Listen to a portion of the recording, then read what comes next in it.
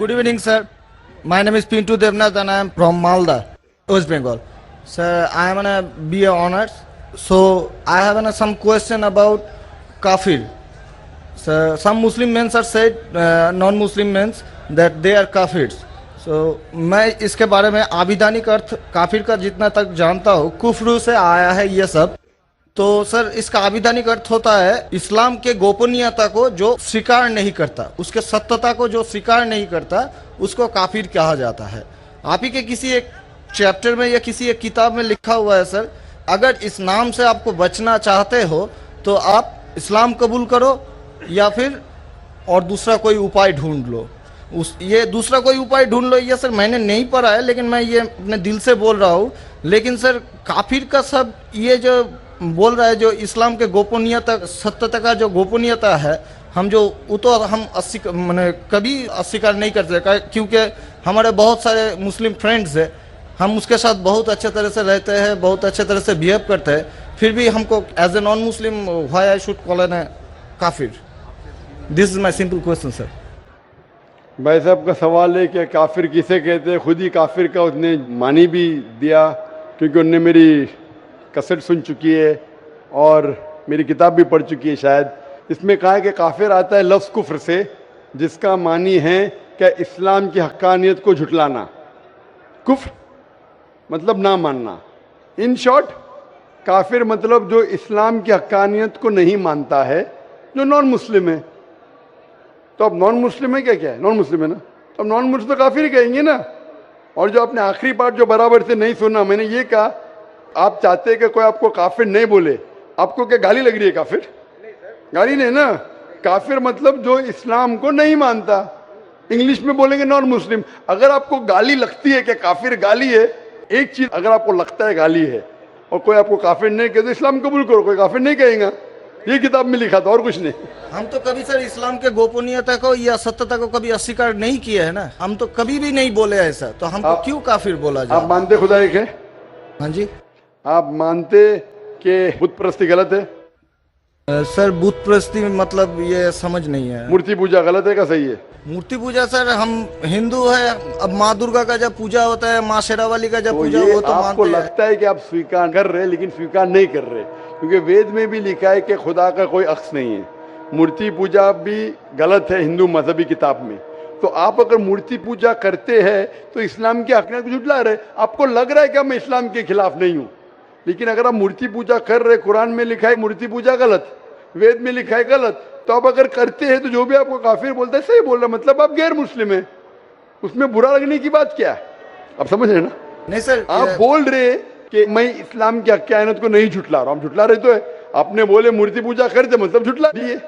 अगर सर मैं इस जगह में कहता हूँ कि मैं मूर्ति पूजा को नहीं मानता, तब मैं काफिर नहीं हूँ। अगर आप बोलेंगे मैं एक खुदा में मानता हूँ, नहीं सर, मूर्ति पूजा में नहीं मानता हूँ। एकेश्वरवाद में हम मानते हैं एकेश्वरवाद को, लेकिन सर मूर्ति पूजा का जो बात है, अब शेरावाली की पूजा हो रही है, माता दुर्गा की पूजा हो रही है, वो तो सर झुटला नहीं सकते ना। हाँ, तो ये झुटलाएंगे तो ही आप वेद के करीब जाएंगे, फिर ही आप कुरान के करीब आएंगे।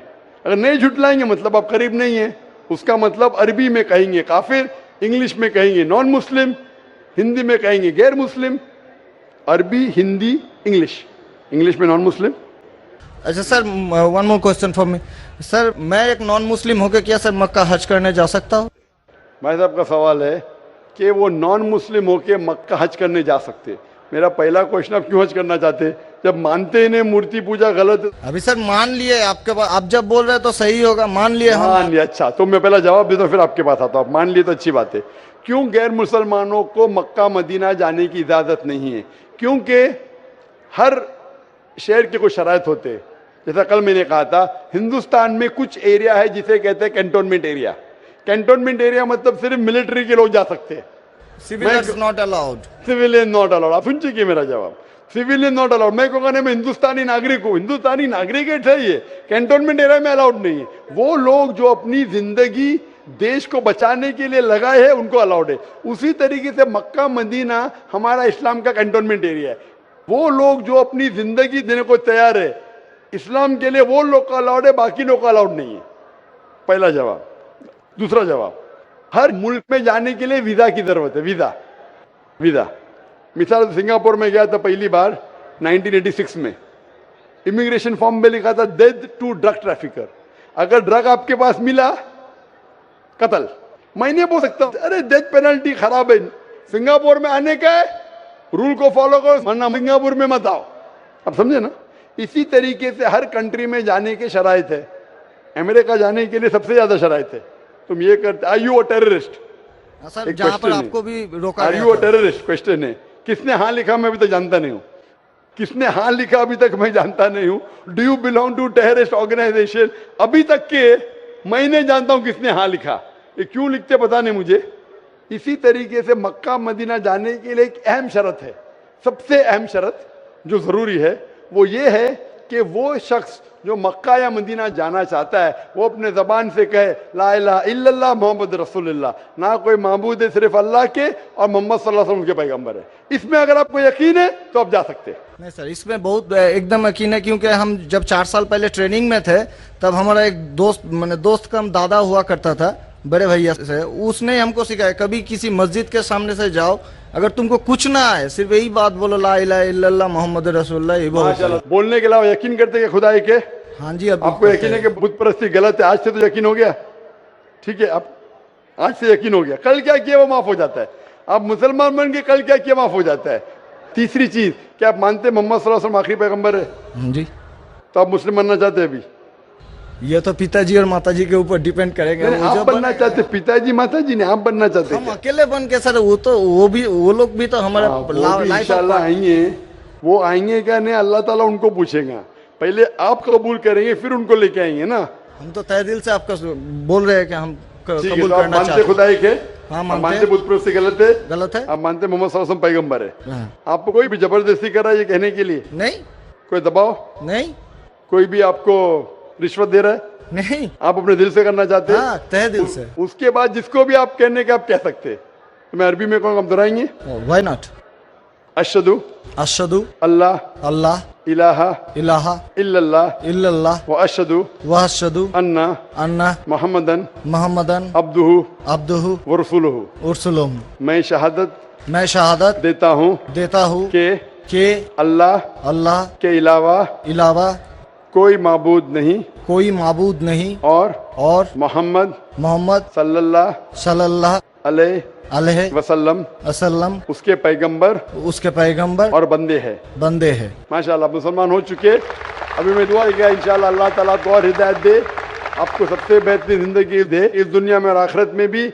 और मेरी आपसे इल्तिजा है कि ये पैगाम आप अपने वालिदैन के पास भी लेके जाइए, क्योंकि आपका फर्ज है कि आप उनको हक्कानियत बताएं।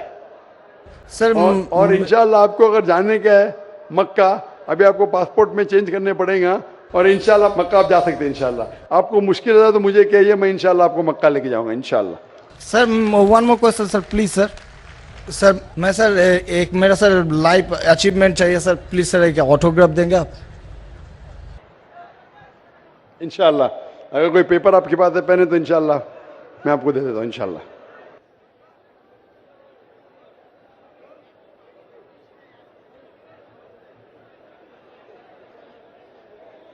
माशाअल्लाह, लोग जुर्रत और हिम्मत से काम ले रहे हैं हक़ को जानने के लिए, हक़ को मानने के लिए।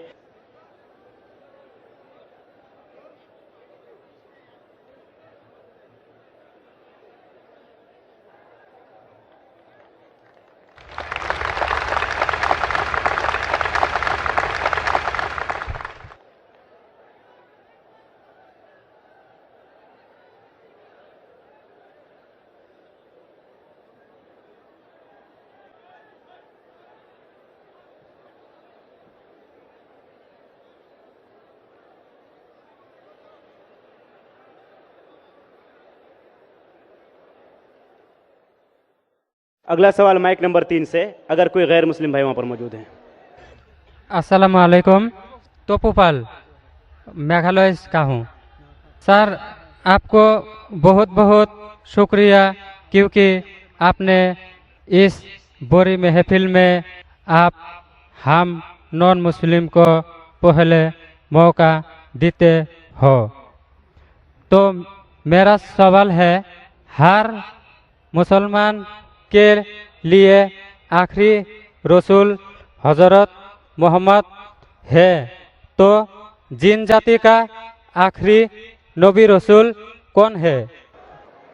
सवाल अगर मैं सही सुना हूं कि हर मुसलमान के लिए आखिरी रसूल मोहम्मद सल्लल्लाहु अलैहि वसल्लम में जिन के लिए कौन आखिरी रसूल है, ये आपका सवाल है ना? जिन के लिए? Yes sir. जिन।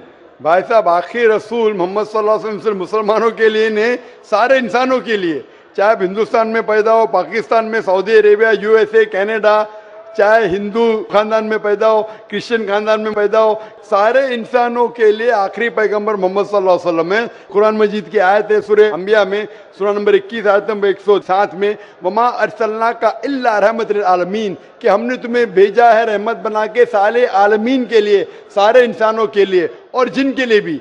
मोहम्मद सल्लल्लाहु अलैहि वसल्लम सिर्फ इंसानों के लिए नहीं, जिन के लिए भी आखिरी पैगंबर मोहम्मद सल्लल्लाहु अलैहि वसल्लम है। और आखिरी वही जो नाजिल हुई वो है कुरान शरीफ। इसीलिए कुरान के अंदर एक चैप्टर, एक सूरा है जिसका नाम है सूरा जिन।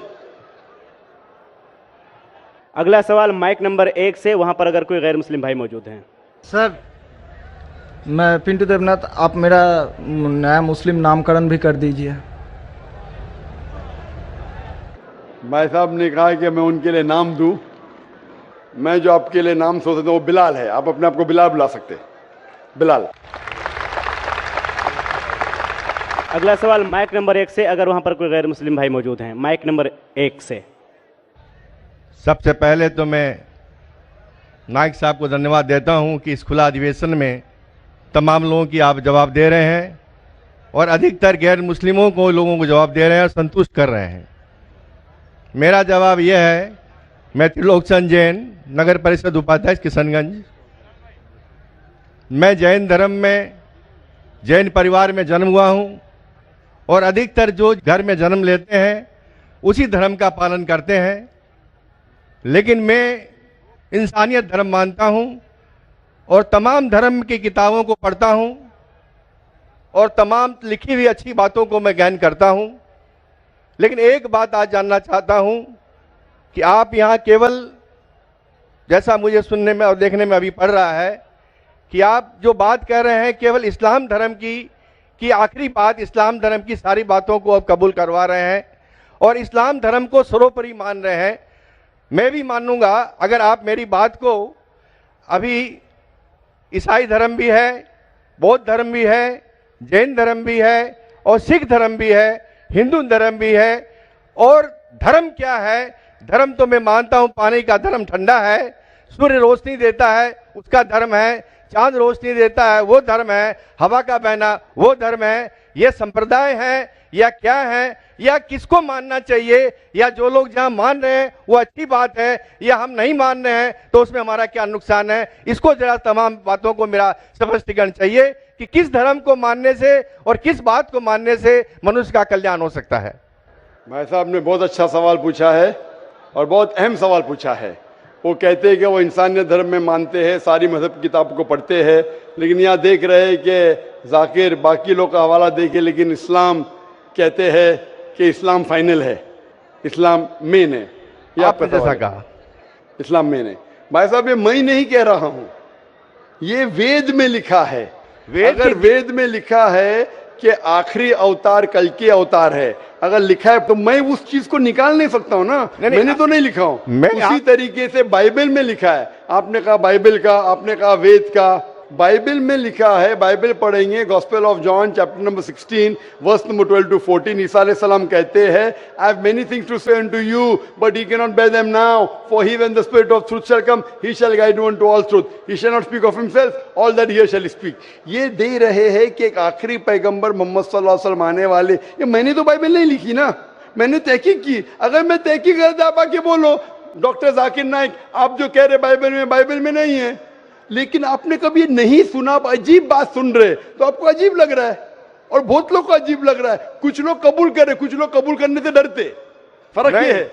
नहीं, सुनिए बात, तो ये आप बोलना चाहिए जाकिर भाई, बाइबल में gospel of John chapter 12 verse 14 है ही नहीं। अब लेके आओ बाइबल, पढ़ो मेरी बात। ये कल की पुराना है ही क्या? नहीं, आपकी किताब में लिखा है तो मैं छुपा तो नहीं सकता हूं ना। मैं क्या कहता हूं कि सारी धार्मिक किताब को लो और यकसा है वो फॉलो करो, जो यकसा नहीं उसको छोड़ दो ना। तो अक्सर जितने अहम मजहब है, चाहे हिंदू मजहब है, चाहे बुद्ध मजहब है, चाहे ईसाईयत है, चाहे जुडाइज्म है, चाहे इस्लाम में, सारे में यकसा लिखा है। आप अगर पढ़ेंगे हिंदू मजहब की किताब, वेद पढ़ेंगे, बाइबल पढ़ेंगे, old testament, new testament, Judaism, Christianity, Islam, ये चारों मेन मजहब को आप लेंगे, सब में लिखा है खुदा एक है, उसका कोई अक्स नहीं है। आखिरी पैगंबर मोहम्मद सल्लल्लाहु अलैहि वसल्लम है, तो मैं थोड़ी छुपा सकता हूँ। मुसलमान भी चौंक जाते, इस्लाम और हिंदुइज्म में यकसानियत हो ही नहीं सकती। कितने मुसलमान मेरे खिलाफ है, हिंदुइज्म और इस्लाम में यकसानियत हो ही नहीं सकती। लेकिन जब खुदा फरमाते तालव इला कलिमतिन सवाइम बैना बैनकुम, आओ हम उस बात की तरफ जो यकसा है। मैं भाई साहब जितनी लंबी तकरीर में दे सकता हूँ हिंदू और इस्लाम मजहब में यकसानियत, उससे लंबी तकरीर दे सकता हूँ डिफरेंसेस के ऊपर, इख्तिलाफ पे। लेकिन मेरा काम इख्तिलाफ ने, मेरा काम यकसानियत का है, क्योंकि मैं तालिब इल्म हूँ। मैं अगर तकरीर करने लगूँ कि हिंदू मजहब और इस्लाम में डिफरेंस क्या है, तो और लंबी तकरीर कर सकता हूं मैं। लेकिन मेरा काम है लोगों को जोड़ना, लोगों को तोड़ना नहीं। लेकिन जोड़ते वक्त जब मालूम पड़ रहा है सही, अगर बाकी के धार्मिक गुरु अपने लोग से नहीं कह रहे, क्या उनके किताब में लिखा है कि खुदा एक है, खुदा के अलावा किसी की और पूजा नहीं करना चाहिए, आखिरी पैगंबर मोहम्मद सल्लल्लाहु अलैहि वसल्लम, उनकी गलती है, मेरी गलती क्या है? और मैं तो खुले मंच पे बोल रहा हूं ना, और मैं कहता हूं कि आओ आपके धार्मिक आदमी को लेके आओ, अगर गलती है बैठ के हम डिस्कशन करेंगे, जिस तरीके से मैंने श्री श्री रविशंकर के साथ किया था। श्री श्री रविशंकर हिंदुस्तान में सबसे ज्यादा माने जाने वाले इन स्क्रिप्चर्स में श्री श्री रविशंकर है। उनके साथ मुनाजरा किया मैंने ओपन स्टेज के ऊपर, ओपनली। तो इसके अंदर अगर हक बात सामने आ रही है, लोग हक कबूल कर रहे, उसमें क्या है? आप मुझे ऐसी कोई चीज लेके आओ जो मैं नहीं मानता हूं और कुरान और वेद में लिखे मैं फौरन मानूंगा। अब एक चीज पेश करो मुझे, एक जो कुरान और वेद में लिखा है, जिसमें मैं अमल नहीं करता हूं, फौरन अमल करूंगा। भाई साहब समझ रहे क्या बोल रहा हूं मैं? इसको कहते हैं इंसानियत। खाली मुंह से बोलना इंसानियत क्या है? ये तो पॉलिटिशियन का काम हो गया। मैं सब में मानता हूं, सब में मानता हूं, सब में मानता हूं, तो अमल तो करो। जो आदमी अमल नहीं करता, सिर्फ मुंह से बोलता है, वो तो माफ करना, मेरे हिसाब से ये ढोंगी है। वो जितने लोग आते प्लेटफॉर्म पे बोलते सर्वधर्म एक है, वो ढोंगी है, उन्होंने अपनी किताब ही नहीं पढ़ी है। ऐसे ढोंगी लोग से क्या बात करना? मैं हक की बात कर रहा हूं। आप एक चीज मुझे दिखाओ जो कुरान और वेद में लिखी है, मैं फौरन मानूंगा। चैलेंज करता हूं मैं, एक चीज लिखो जो आपके शास्त्र में लिखी और कुरान में लिखी है, फौरन मानूंगा मैं। इसको बोलते जिगर। यंग हूं मैं, आपसे यंग हूं, लेकिन जिगर रखता हूं अल्हम्दुलिल्लाह। बड़े मंच पे सिर्फ यहाँ ने दिगर ममालिक में जाके बोलता हूं, इसलिए लोग मुझसे डरते हैं। ये आ जाएगा तो पोल खुल जाएगा, भाई हमारी दुकान बंद हो जाएंगी। लोग बोलते हैं हमारी दुकान बंद हो जाएंगी। मैं जब जानता हूं मैं हक के ऊपर, और जैसा आपने सुबह में कहा था कि लोग विरोध करेंगे अच्छे लोग का, वही बात। मैं हक की बात क्यों, किससे डरना? खुले मंच पे कह रहा हूं, मुझे आजादी है देश में। अगर किसी को आने का मुकाबला करने का, तो डायलॉग भी करने को मैं तैयार हूं। ऐसा आदमी जिसके पास इल्म है, चाहे हिंदू मजहब का हो, चाहे क्रिश्चियनिटी मजहब का हो, कोई भी शख्स जो 10,000 पब्लिक, कोई भी हिंदू, कोई भी क्रिश्चियन दुनिया में जो अपने खुद की तकरीर पे 10,000 लोग को गैदर कर सकता है। यहाँ माशाल्लाह कितने लोग हैं? यहाँ तकरीबन 5-10 लाख लोग हैं, बराबर। सिर्फ 10,000 अपनी तकरीर पे अगर वो जमा कर सकता है और मुझसे मुनाजरा करना चाहता है, मैं तैयार हूँ। कोई आलतू फालतू रस्ते वाले से नहीं, 10,000 लोग को अपनी तकरीर पे जमा कर सकता है वो, और मुझसे मुनाजरा करना चाहता है, मैं तैयार हूँ। क्योंकि मैं हक की बात करता हूं। खाली बोलना सर्वधर्म क्या है? मैं सच्ची में लोग को एक करने चाहता हूं, जो कुरान में लिखा है, जो वेद में लिखा है, जो बाइबल में लिखा है। वाकई ये मानना पड़ा कि उठ के अब बज़्म जहां का और ही अंदाज है, उठ के अब बज़्म जहां का और ही अंदाज है, मशरिको मगरिब में तेरे दौर का आगाज है। 2 पर माइक नंबर 2 पर अगर कोई गैर मुस्लिम भाई हैं तो अपना सवाल कर सकते हैं। सर मैं कहना चाहता हूँ कि जो वर्दी पहनते हैं वही क्या देशभक्त होते हैं? मेरा कहना आप समझ रहे हैं। और मैं आपसे, आपके हाथ से मैं कुरान को पाना चाहता हूँ, क्योंकि मुझे बहुत कुछ जानना है। मुझे कभी कभी लगता है कि ना भगवान है ना खुदा है। अगर नहीं भी माने फिर भी वो हमें सब कुछ देगा। क्यों हम लोग वेट करते हैं हिंदू मुसलमान बनने के लिए? ऐसा लगता है हमें। तो हमको बहुत जानकारी अभी बाकी है, हम जानना चाहते हैं। हमको लगता है कि ऐसा कुछ नहीं है, क्योंकि अगर स्वर्ग और नर्क है तो कौन देखा है, कौन जाके आया है? और कहां पर है वो? अगर कोई गया है या किसने बोला है, मेरा माथा काम नहीं करता है। कहाँ है, किधर है? भाई साहब का 3 सवाल है। पहला सवाल है, भाई साहब ने कहा है कि वर्दी पहनने से क्या वो देशभक्त बन जाता है, ये आपका सवाल था। मैं वर्दी पहनने से देशभक्त नहीं बनता है। बहुत से लोग वर्दी पहन के अपने देश से गद्दारी भी करते हैं। तो वर्दी पहनने वाला देशभक्त जरूरी नहीं है। जो अपने देश की रक्षा करता है और देश के लिए काम करता है वो सही इंसान है। वर्दी जरूरी नहीं, वर्दी है या नहीं है वो कुछ अहम क्राइटेरिया नहीं। दूसरा सवाल आप चाहते कुरान मजीद मुझसे आप आ सकते हैं। तीसरा कि मैं कभी सोचता हूं कि खुदा है क्या नहीं है, क्यों लोग आपस में झगड़ते, स्वर्ग है क्या नहीं है, किसने देखा स्वर्ग है क्या नहीं है, तो क्या करना क्या जानना। भाई साहब आपने कभी किसी को 10 माले से खुद ही मारते देखा? भाई साहब नहीं देखा तो 10 माले से खुद ही मारेंगे? मारो खुद ही ना। क्यों नहीं मारेंगे? क्यों नहीं मारेंगे? क्योंकि मर जाएंगे। मर जाएंगे। नहीं देखा फिर भी यकीन है। आपने किसी को मरते हुए देखा 10 माले से खुद ही मारते हुए? नहीं सर। सुना सिर्फ ना? सुना। यकीन क्या है ना अपनी बुद्धि पे। तो यही चीज, सब चीज देखना जरूरी नहीं। मैं स्वर्ग को देखूंगा तो ही मानूंगा। क्या आपको अमेरिका जाना जरूरी है मानने के लिए अमेरिका है क्या? नहीं। आज टेक्नोलॉजी बढ़ चुकी है भाई साहब। आप 10 माले से खुद ही मार के एक आदमी को मरते देखेंगे फिर ही बोलेंगे अच्छा 10 माले से खुद ही मारेगा तो इंसान मर जाएगा। ये जरूरी नहीं देखना। अपने बुद्धि से आपको इम्तिहान लेने पड़ेगा, क्या बात सच है क्या बात गलत है। तो आप जब पढ़ते हैं, जो शास्त्र पढ़ते हैं जो आपकी बुद्धि को नहीं संतुष्ट करता है आप उसमें नहीं मानते। तो ऐसे शास्त्र पढ़ो जो आपकी बुद्धि को मनवाएगा। और मिसाल के तौर के ऊपर कुरान मजीद, आज अगर आप साइंस और टेक्नोलॉजी के हवाले से कुरान मजीद चेक करते, कुरान मजीद में एक भी आयत नहीं जो साइंस के खिलाफ है। आज आप 80% चीज मिसाल के तौर पे साइंस के जरिए कुरान मजीद की साबित कर सकते। 20% एम्बिग्युअस है, नीदर सच नीदर गलत। मिसाल के तौर पे साइंस ने ये साबित नहीं की क्या स्वर्ग है या नरक है, बराबर। साइंस ने यह भी नहीं साबित की कि दूसरी जिंदगी है, पुनर्जन्म, लाइफ आफ्टर डेथ। लेकिन अगर 80% 100% सही है, 20% डाउटफुल है, नीदर राइट नीदर रॉन्ग, मेरी लॉजिक कहती है कि इंशाअल्लाह ये 20% भी सही रहेंगी। ये अंधविश्वास नहीं है, ये लॉजिकल विश्वास है। तो कुरान में बाकी साइंटिफिक फैक्ट के अलावा ये भी लिखा है कि स्वर्ग है नरक है। तो ऐसी किताब पढ़ो जिससे आपका मन संतुष्ट हो। आप कुरान मजीद पढ़ो, इंशाअल्लाह आपको यकीन आएगा स्वर्ग और नरक में। आप आके कुरान मजीद ले सकते हो भाई साहब। सर, स्वामी विवेकानंद बोलते हैं कि स्वर्ग और नर्क अपना दिल में है। तो ये कैसे बोल दिया? ये बहुत बड़ा पंडित है। स्वामी विवेकानंद ना कि खुदा है क्या? आप वेद की बात मानेंगे, स्वामी विवेकानंद की बात मानेंगे? सर, हम लोग यंग तो बहुत उसको फॉलो करते हैं। हाँ, अगर कोई आदमी ने गलत किया, इंसान गलती कर सकता है क्या नहीं? इंसान गलती कर सकता है क्या नहीं? कर सकता है सर। कर सकता है। तो कोई इंसान कुछ चीज कहता है, आपको देखने पड़ेगा वो सही है क्या गलत है। मैं भी इंसान हूं, मैं भी गलती कर सकता हूं। गलती क्या तो बोलूंगा सॉरी भाई, इंसान हूं, गलती कर सकता हूं। कर सकते क्या नहीं? तो अगर स्वामी विवेकानंद ना वेद के खिलाफ बात करे तो उसकी बात मत मानो। जो बात वो वेद के मुताबिक करते वो बात मानो। आप समझ रहे? मेरा भी कोई जुमला मिला जो कुरान के खिलाफ है, मेरे जुमले को भी फेंक दो ना। स्वामी विवेकानंद ना दूर की बात है, मैं अगर कुछ कुरान और सही हदीस के खिलाफ बोल रहा हूं तो मेरी बात भी मत मानो। मेरा 2 स्टैंडर्ड नहीं, मेरा डबल स्टैंडर्ड है, 1 स्टैंडर्ड है। जो खुदा ने बोला, खुदा की किताब को मानो, उसके ऊपर अमल करो। लोग अक्सर आपको खुदा की किताब से दूर लेके जाते। मैं यहां आया हूं लोग को खुदा की किताब के नजदीक लेके आने के लिए। अगला सवाल माइक नंबर 3 से, अगर वहां पर कोई गैर मुस्लिम भाई मौजूद हैं। माइक नंबर 3 से।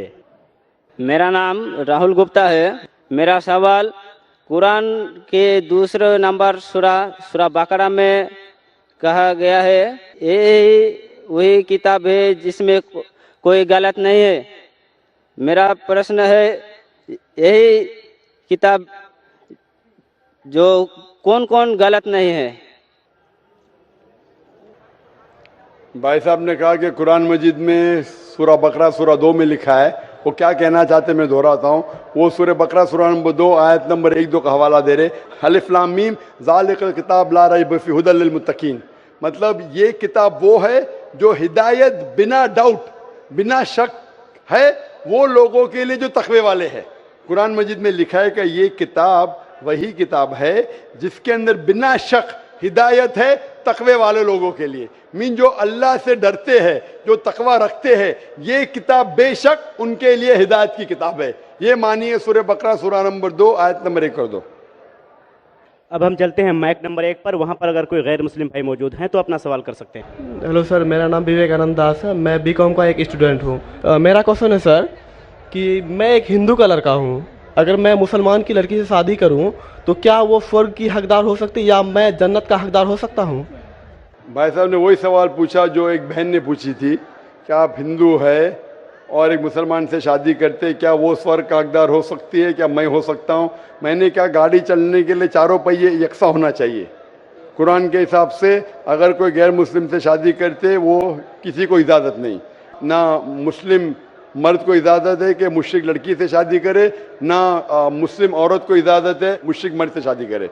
ये अलाउड नहीं है और ये गलत है और ये हराम है। लेकिन सर ऐसा हमारे यहाँ हो चुका है एक बार। तो गलत है वो, तो उसके अंदर से वो सही रास्ते पे यकसानियत देखो क्या है, उसके करीब आ जाओ। जो हिंदू और इस्लाम में यकसानियत क्या है, खुदा एक है, मूर्ति पूजा नहीं है और ये मानो कि मोहम्मद सल्लल्लाहु अलैहि वसल्लम आखिरी पैगंबर है।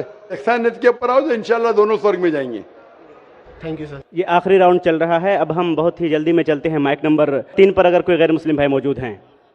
सर मेरा नाम सुरेश है, पूर्णिया जिला का चिमनी विहार का रहने वाला हूँ। मेरा सवाल है सर, अगर मम्मी पापा अपने ज़मीन जायदाद से हमें बेदखल करते हैं तो हमें उन पर कोई दबाव डालना चाहिए कि नहीं, उस पर मेरा भी हक बनता है या और कुछ? फिर भाई साहब आपका सवाल है कि अगर आपके मम्मी पापा आपको जायदाद से बेदखल करते हैं तो वो सही है क्या? सही है, और उस पर हम उनके ऊपर अब कोई दबाव डाल सकते हैं कि बेदखल नहीं? क्यों करे? कुछ आपने गलती की? नहीं, गलती नहीं सर, ऐसा भी होता है, गलती भी होते हैं और नहीं भी होते हैं। मैं पूछना चाहता हूँ क्यों आपके वालिद वालदा आपको अपने जायदाद से बेदखल करना चाहते हैं? सर जैसे कि मैंने मतलब कोई गलती किए हुए हो या मतलब क्या गलती जानना चाहिए ना। कुछ गलती की सजा है, कुछ गलती की सजा नहीं है। जब तक आप गलती नहीं बोले, अच्छा मुझे गलती के लिए किसने सजाए मौत दी, अरे क्या गलती की है? अब गलती नहीं बोले तो बोलूं कैसा मैं सही या गलत? तो हर गलती की अलग सजा होती है। जब तक आप गलती मुझसे नहीं बोलेंगे मैं जवाब नहीं दे सकूंगा। सर मम्मी पापा का कोई बात बोले और मैं उनसे इनकार कर दिया हूँ। आमतौर पे अम्मी चाचा की छोटी मोटी बात नहीं माने तो वो आपको अपनी जायदाद से बेदखल नहीं करना चाहिए। अगला सवाल माइक नंबर 1 से, अगर वहां पर कोई गैर मुस्लिम भाई मौजूद हैं। माइक नंबर 1 से। I am Vijay Bhutra and I am in the profession of making resins, which is very similar to yours. We make chemicals which bonds certain plywood. So मैं भी जोड़ने का ही काम करता हूँ जो आप by way of your spiritual. I had been to airport, we received you. I had been here yesterday. I was today again in your conference, and I am here right from beginning. During the entire session, what conclusion I have arrived from your lectures about 3 things. You have told Murti Puja is not acceptable. That is what I gathered from your. It is not acceptable even in the Vedas. You have quoted certain rituals, certain this one. तो मैंने वहाँ की कुछ श्लोक आपने पढ़ी. Let me tell you, I am not aware of the Vedas and Upanishads.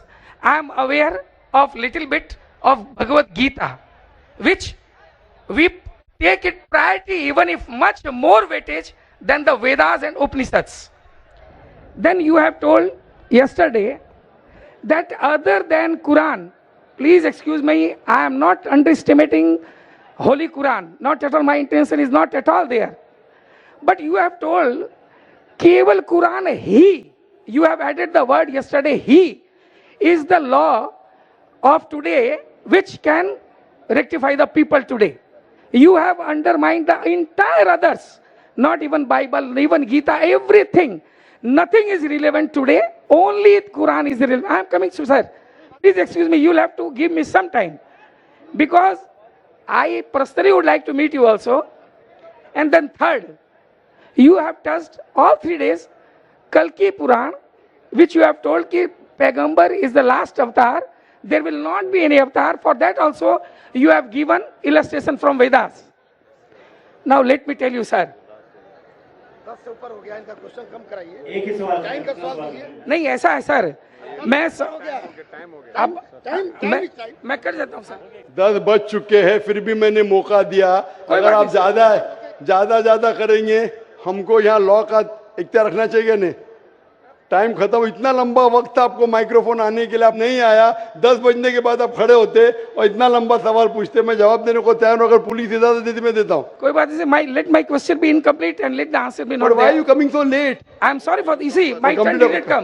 Complete your question. Complete your third question. नहीं, if you permit, if you everything but is saying, no problem. बहुत बहुत शुक्रिया। अब हम